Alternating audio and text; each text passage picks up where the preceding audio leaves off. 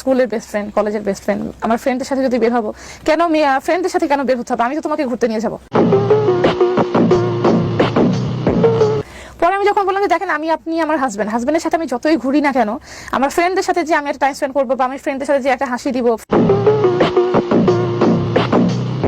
ফ্রেন্ডের সাথে যে একটা জোকস শেয়ার করবো, সেটা তো আমি আপনার হাজবেন্ডের সাথে কখনোই করতে পারবো না। তার একটা কথা হয়ে গেল যে না, ফ্রেন্ডের সাথে দেখা করা যাবে না, তোমার যদি মন চায়, খুব বেশি মন চায়, তুমি তাদেরকে বাসায় ডাকবা, বাট বাইরে যেতে পারবা না। কিন্তু উনি যদি আমাদের এখানে আসতে চায় বা উনি যদি প্রথম থেকে তার বক্তব্য দিতে চায় বা উনি আপনি যে টেলিভিশন চ্যানেলে সাক্ষাৎকার দিয়েছেন, আপনি কি ওখানে আচ্ছা ভাই, থামাতে সে পারবেন? যদি আসে তাহলে আপনি তাকেই আনেন, তাহলে এখানে আমি না না না, আমি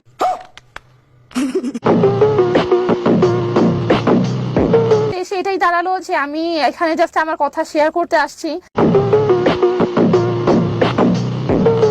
মানে আমার সাথে এরকম একটা গুরুতর কাজ হওয়ার পরে আমি এখানে শেয়ার করলাম, সে আমাকে এইভাবে মারলো, সেও